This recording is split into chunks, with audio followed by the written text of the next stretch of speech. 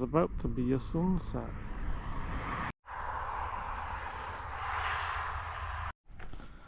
Alright lads, a little walk up here. Let's be having it. While the sun is setting, into a bunch of clouds. I don't think we'll get the sun setting in the horizon, actually, which is a shame.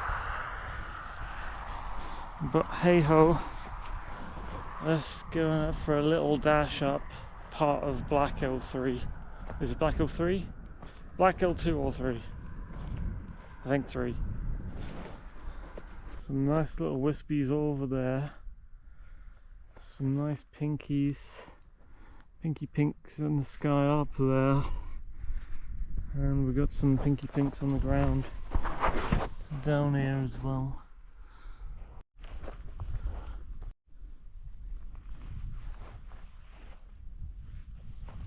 Shambling entertainment, rambling entertainment. Is that the sun going away now? Is it going away? Is that the last time we're going to see the little glowy bit? There's a little tiny gap lower down. If only this camera could zoom in. Should have brought the zoomy cam.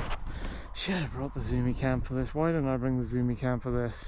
It would have been easier than usual. Ah, okay. Anyway, there's a sun, band of cloud, gap, band of cloud, horizon.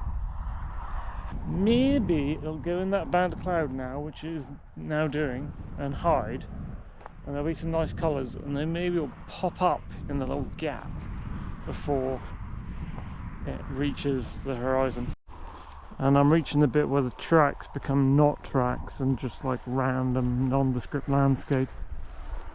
I'm just going on a straight line basically, just for a walkie. I've got a messed up stomach. I had some sort of, I don't know, some sort of drink that was bad for me. Not alcohol, just like fucking juice, but whatever it was, I must have drank it in the wrong way or something to create air bubbles in my stomach, and it's just like the kind of sickly feeling in my stomach because of that. And I was sleepy and I thought, yeah, but I kind of want to. I didn't get out on my 3 days off work this time. Just been doing my editing. And to be fair, there's quite a lot to edit because I have been on quite a lot of trips and have got out a lot more this summer than I have any other summer, to be fair. So it's probably legit to be editing the miles and miles of footage I've got. Still got a bunch of videos to get through.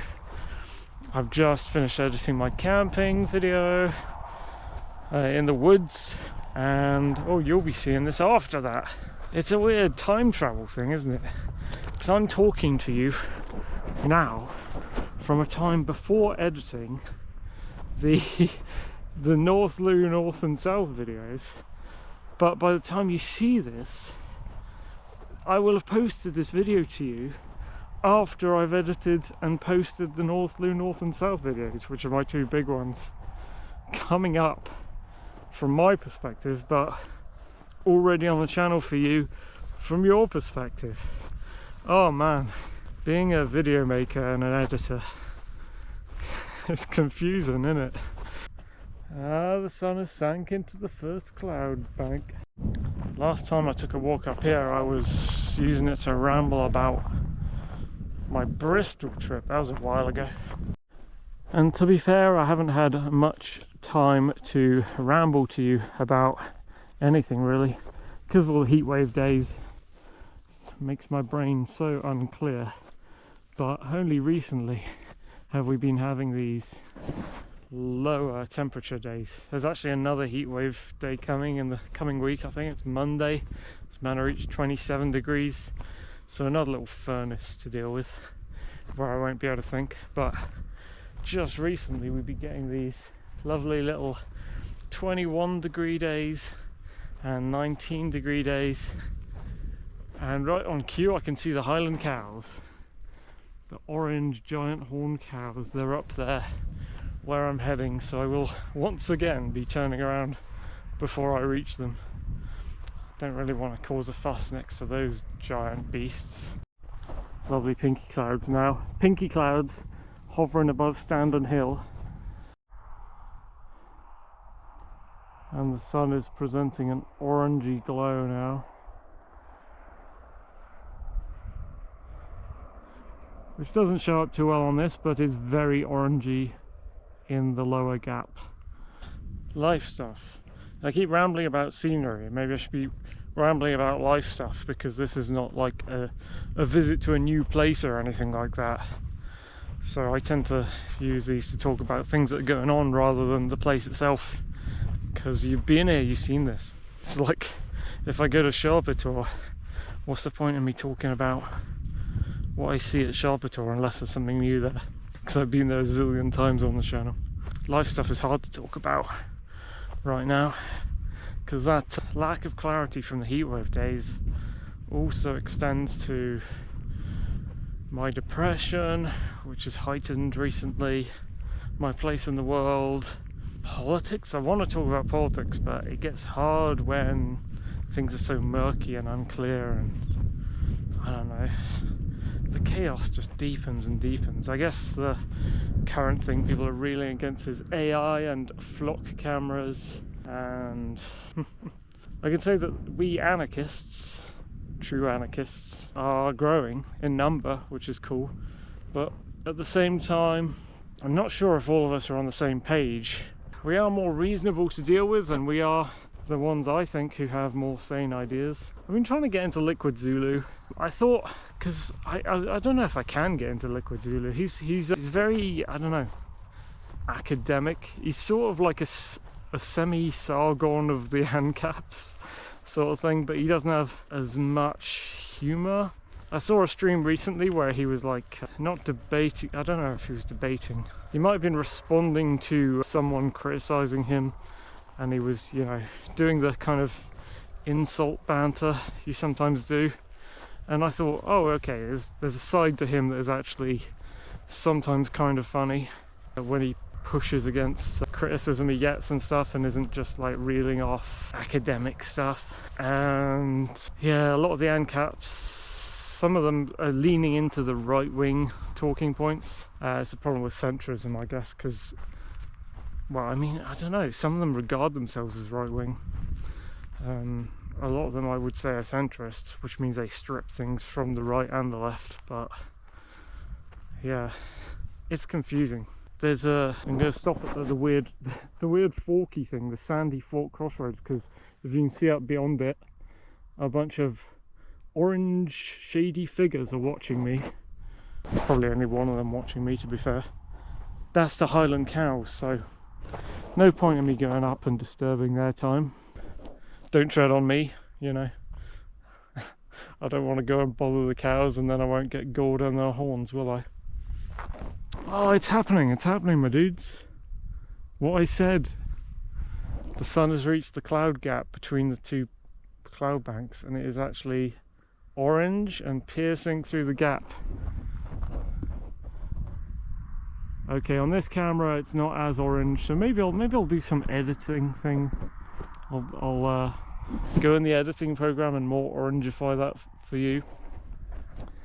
Light blue with light grey clouds, turquoise with dusty orange brown clouds, purpley grey cloud banks, bright orange sun, purpley haze on the horizon. That might be Rodeford Lake glimmering down there. Bodmin Moor actually standing out quite a lot in front of Brent Tor.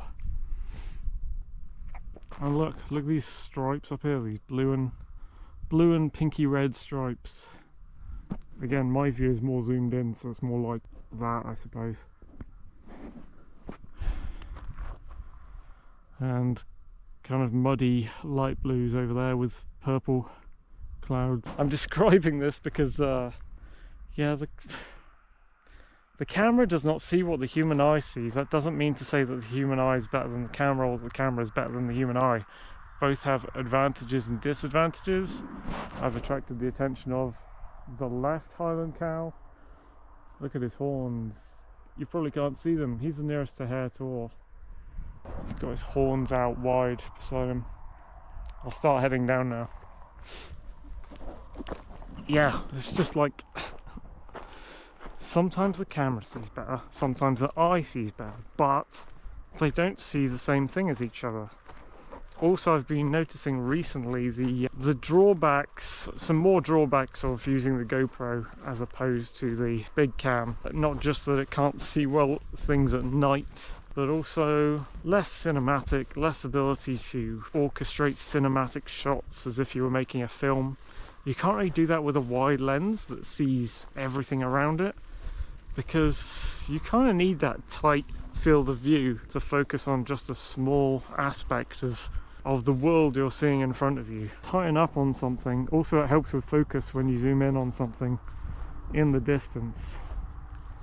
I can produce a more cinematic shot of me doing something, for instance, if I get a tripod, get a big cam, set it up, spend some time setting up the focus on a distant place where I want to go, zoom right in, walk miles off in front of that camera, do something at that place, say it's like a gate, go through the gate where it's focused on me, and then run all the way back to the camera. It's a very long process, but produces a better shot. And I kind of miss my filmmaking days in uni where I had the big mini DV cam, the prosumer, I can't remember the name of it, Sony HVR Z1, something like that.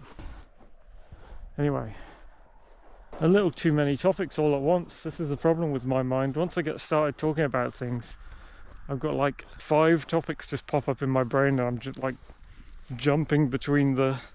It's like playing an instrument or something. I'm jumping between the 5 topics. Is it going to be this one now? Let's talk about this one. Let's talk about cameras. Let's talk about ANCAPs and Liquid Zulu. Let's talk about the sunset. Let's talk about how I've been. For fuck's sake. Yeah. I have a problem with focusing on a specific topic and staying on that topic until I'm done talking about it. I tend to jump around. It's like, I suppose it's... Is it like, because I don't have ADHD or whatever, or autism, but I have a feeling the people who do similar things, like their attention is everywhere at once, they hyper focus on certain things, people don't understand their way of talking or personality or something because they have this different way of doing it to what is societally considered normal. And I'm not going to fucking use that word neurodivergent because I consider that another buzzword of the left. But anyway, yeah, you don't need a word like neurodivergent. You just need to accept that every human is unique and has a different way of being to every other human, because we're not collectivists. Well, we shouldn't be collectivists. We should be individualists. And we are individuals. Anyway, it's gonna be a nightmare trying to remember what I was talking about. I was trying to get into Liquid Zulu. He's very dry and academic, and I think there are better... I mean, I agree with him compared to... he's better than... he had a debate with Dave Smith, who's a lino, not a real libertarian, and I agree that Liquid Zulu's better, has actual decent freedom arguments compared to Dave Smith, but I think tons of other people have better arguments than Liquid Zulu. They're just not as like academic and dry and a bit superiorist and basically like head full of a zillion books. That problem that Sargon has, like he reads so many books that you're just referencing tons of things that a layman who hasn't read any of those books or has just read a portion of those books, they can't understand what you're saying, they can't relate to you. It's too much. You get more like an elitist and you get further away from the people who you're trying to persuade, I think, when you just go, oh, this author said this author said that, this author said, and then you've, in a very short time, you've like quoted like 15 authors. And I think you've lost a lot of people by that point. You need to... But I mean, I think in a stream I was watching, Liquid Zulu acknowledge this, that you need to be able to think for yourself and not just reel off tons of authors. It's weird that he said that because he is one of the kinds of people who does reel off tons of authors and stuff.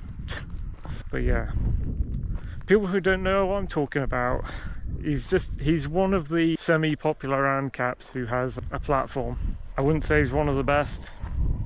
I prefer Lark and Rose when he's not doing the silly voice to represent his enemies, like me. He does that thing sometimes.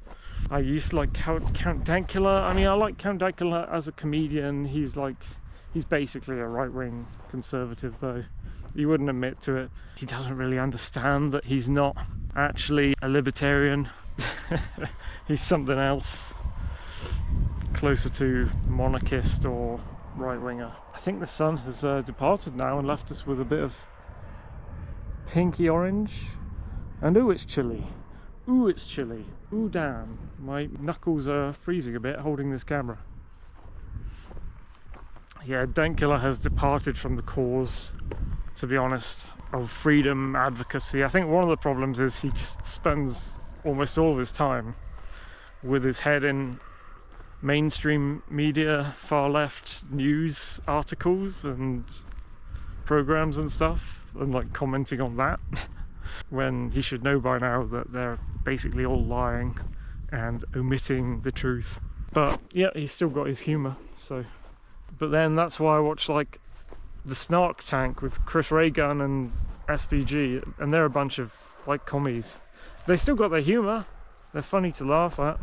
I think I commented the other day when I was at Bridistow that there's a bunch of comedians I like from the past. Graham Linehan's bounced around, he's more right-wing now, but he went left-wing for a bit there. Like Chris Morris and Stuart Lee and a bunch of others that were on mainstream TV and stuff with their comedy panel shows and all that. I mean, they're good comedians, they do have material that makes you laugh, but they all just became a bunch of insane leftists. And, you know, there are other comedians, more recent, like Dankula and others, Dick Masterson, who've gone to being more rightist. I think their political self is slightly different from their comedy self, but it bleeds in to their comedy. So you can still watch it in a way that you can laugh at it, but also they'll just merge their comedy into their politics and suddenly you're cringing at them in between laughing with them. So I guess it's more broad appeal when it's detached from your politics, and it's very niche appeal to only on their political side when they mix their comedy into their politics. So I can enjoy people like Dankula on that level, but yeah, not really a libertarian. Dave Smith, not really a libertarian. Liquid Zulu, some variation on ANCAP, probably as a pass, but not quite my kind of thing. Lark and Rose, a lot closer to me than most people. Still believes the odd thing. I mean, are we doing, maybe I'm doing purity tests or something. Ideological purity tests. But to an extent you need those. I know not everyone can think identically to each other, but with this sort of thing, you need to get it quite close, I think. You need to get people a lot more on the same page as each other than they have been being recently. I don't know, man. It's a difficult game to play. I don't want to say we're all united because that's a collectivist term, but we're all more on the same page. We're more guns in the same direction. I think I made a video out at Lidford. That's on my channel. Put it out a few months back where I was in the car and I was talking about this. Like, we're getting off the same page as each other. We're thinking a little bit too differently, and we're starting to drift away from the core concept that we're trying to push for. And it doesn't mean we have to all think identically and we all have to agree on every subject, but we have to be nearer, I think, nearer to the core concepts. Anyway, my walk is coming to an end. My sunset walk. There's where the sunset went. It's all pinky and light blue now. And I'm back to work tomorrow. This has been a little rant on a little walk. Little life rant for you. I'll catch you all later, folks. Thank you for watching.